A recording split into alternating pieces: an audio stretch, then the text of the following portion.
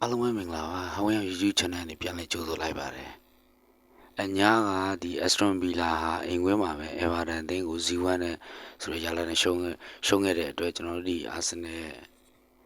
ပရိသတ်တွေဒီတစ်ပတ်ဒီကြလို့လောင်နေတဲ့မီးอ่ะအနေငယ်တော့နည်းနည်းပြန်လည်အေးဆက်သွားပြီလို့ပြောရမှာပေါ့နော်ဝမ်းသာစရာပေါ့ဒါကတော့ဘာပဲပြောကျွန်တော်တို့ဒီကြားရမှာဟိုဒီမန်စီးတီးရဲ့ဒီရှုံးပွဲတွေးမှုအခွင့်အရေးကိုကျွန်တော်တို့အာဆင်နယ်တဲ့မယူနိုင်ခဲ့ဘူးလေအခုတော့ကျွန်တော်တို့ဒီညဗီလာကအင်္ဂွင်းမှာပဲအေဗာတန်ကိုကျွန်တော်ရှုံးနေခဲ့တယ်ဆိုတော့ကျွန်တော်တော်တော်အခွင့်အရေးပြင်ရတာလို့ပြောရမယ်နောက်တစ်ချက်ကကျွန်တော်အနေနဲ့ဒီနေ့ကထူးခြားလို့ပြောရမယ်မီကေအာဒီတာနဲ့အာဆင်နယ်အသင်းသားတွေနောက်ပြီးတော့ကမ္ဘာလုံးမှာရှိရဲကျွန်တော်တို့အာဆင်နယ်ပရိသတ်တွေအတွက်ကိုထူးခြားလို့ပြောရမယ်ကျွန်တော်ဒီနေ့ရမယ်လို့လည်းဒီနေ့ပရီးမီးယားလိဖလားကိုအာဆင်နယ်အသင်းရမယ်လို့ကျွန်တော်ကတော့လုံးဝယုံကြည်နေတယ်ပေါ့လာမယ့်ရက်တစ်ပတ်မှာကျွန်တော်တို့ဒီလာမယ့်ကြားရက်မှာ sorry ပါလာမယ့်ကြားရက်မှာကျွန်တော်အင်တာမီလန်နဲ့အဝေးကွင်းချန်ပီယံလိပွဲကိုသွားပြီးတော့ကစားဖို့ရှိတယ်ကျွန်တော်တော့အရန်နေနဲ့ပဲကန်စီချင်တယ်ပေါ့နော်ဒီပွဲမှာဆိုရင်ပရီးမီးယားလိကိုလက်လုံးမှာပို့ပြီးအားဆိုင်စေချင်တယ်ဒီလာမယ့်ရက်တစ်ပတ်မှာဆိုရင်ကျွန်တော်တို့ချန်ပီယံလိပွဲပြီးရတယ်မန်ချက်စတာယူနိုက်တက်နဲ့အင်္ဂလန်မှာအခမ်းကစားရမယ်ပေါ့နော်ဒီမိုက်ကယ်ကာရစ်ကို short တွက်လို့တော့မရဘူးဒီဘက်ကဟိုဒီကျွန်တော်တို့မစီးနေပေါ်မှာလည်းလှုပ်ပြထားတယ်ငကိုတွေကလည်းကျွန်တော်ဒီဘက်ကိုတိတ် short မတွက်ဘူးမိုက်ကယ်ကာရစ်ကသူဒီရေရှည်ကင်တွယ်လာဘာမှမသိပေမဲ့ဒီလို3-5ပွဲ10ပွဲ15ပွဲလောက်မှာဒီဘက်ကပွဲဥတက်ကိုလာတွေ့နေရဖြစ်တဲ့အသင်းတွေကိုသူကနှိပ်ကိုလေးရှိရကျွန်တော်တို့အသင်းကလည်းဖြစ်ချင်တော့အခုဒီကောင်ဒီဘက်ပေါ့နော် sorry ပါဒီပုဂ္ဂိုလ်ကင်ပြီးဒုတိယပွဲမြောက်မှာလာပြီးတော့ကျွန်တော်တို့ ਨੇ ကစားဖို့ရှိနေပါတော့အဲ့ဒါကျွန်တော်ကတော့ short မတွက်စေချင်ဘူးအင်တာမီလန်နဲ့ပွဲမှာ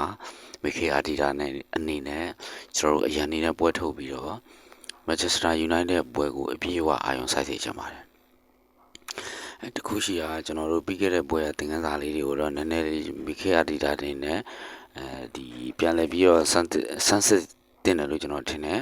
ဒီကျွန်တော်ဒီပွဲပြီးပေါ့ဗောနော်ဒီအာဆင်နယ်အသင်းတည်ကြသွားတဲ့ပွဲမှာကျွန်တော်ပွဲပြီးဗီဒီယိုတစ်ပုဒ်ကိုနဲ့တင်လိုက်သေးတယ်ဒါပေမဲ့ရှိတဲ့အတွက်တင်လို့မရခဲ့လို့ပါနော်ဒီအာဆင်နယ်အသင်းဟာဒီဟိုပါဘောနော်ကျွန်တော်တို့ဒီပြီးခဲ့တဲ့လွန်ခဲ့တဲ့3-4ရက်ကဒီကျွန်တော်တို့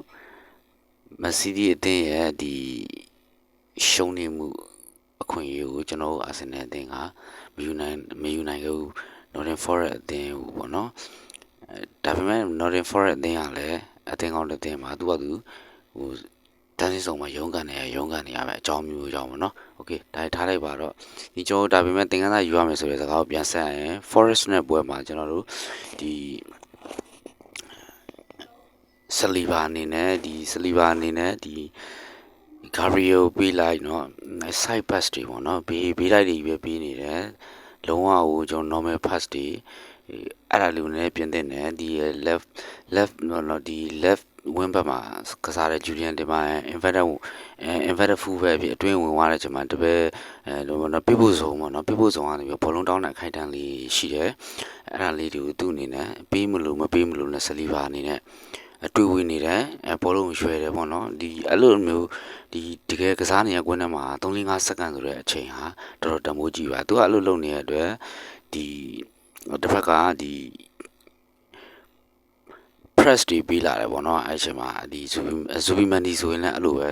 ပြပို့ဆောင်ကနေပြီးတော့ဘောလုံးတွေဆင်းတောင်းတယ်လွတ်နေရရှိတယ်3-5စက္ကန့်အတွင်းမှာဆိုရင်ပေးလို့ရတယ်မပေးဘူးသူပေးဖို့အတွက်ကိုသူကြံလိုက်တဲ့အချိန်ကြတော့ဒီဇူဘီမန်ဒီနာအမှဇူဘီမန်ဒီပဲဖြစ်ဖြစ်ကျွန်တော်တို့ဒီ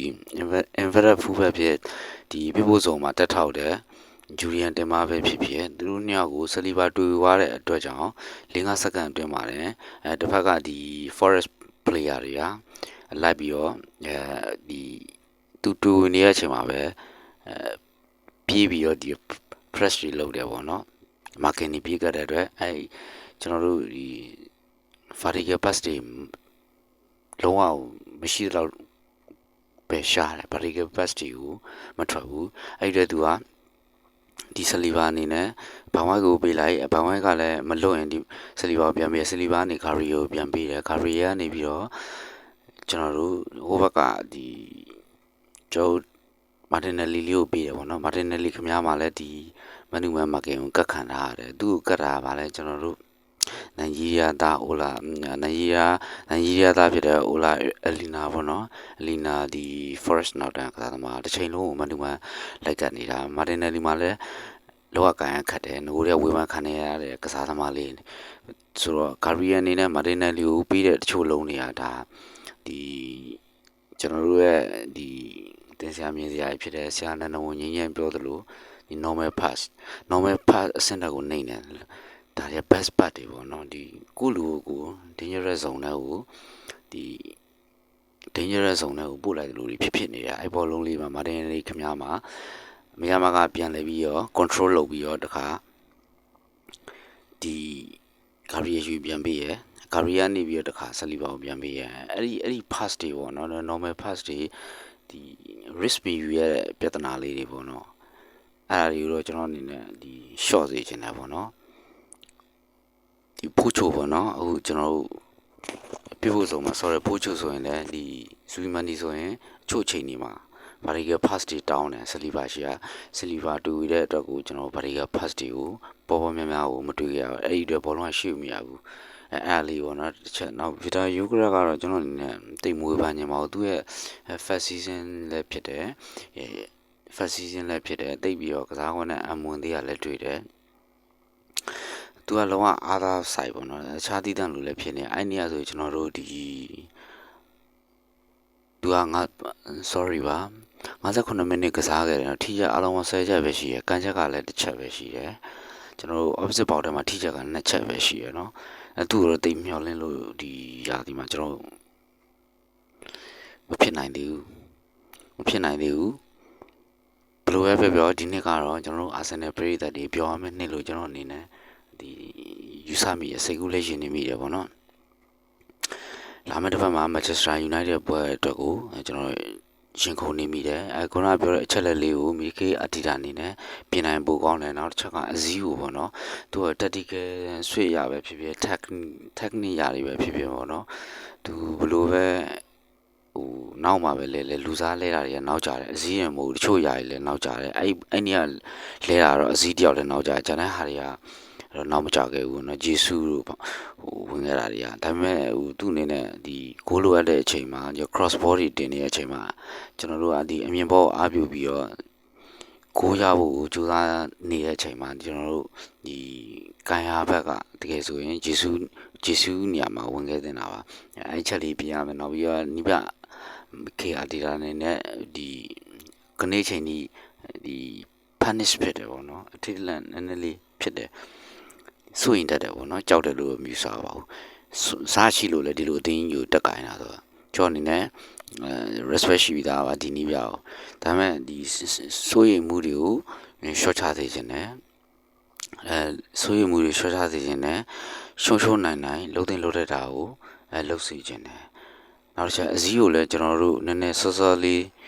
ဒီ line နဲ့ first line နဲ့မသုံးဘူးဆိုရင်တော့မှဒီခစောလဲနေခြင်းနဲ့နောက်တစ်ချက်ကျွန်တော်တို့ခုနကပြောတဲ့ vertical pass လေးတွေကိုပေါ်လာတိုင်းသုံးစေခြင်းနဲ့အဲဆိုတော့ဒီလာမယ့်ဘက်မှာ Manchester United ဘွဲမှာလည်းကျွန်တော်တို့ရလက်ကောင်ရမယ်လို့ကျွန်တော်အနေနဲ့ယုံကြည်ပါတယ်လက်ကြည့်ပြီးတဲ့တခုတယောက်ချင်းစီတိုင်းကိုကျေးဇူးအထူးတင်ရပါနောက်ဗီဒီယိုမှာပြန်လည်ဆုံတွေ့ပါမယ်ခင်ဗျာ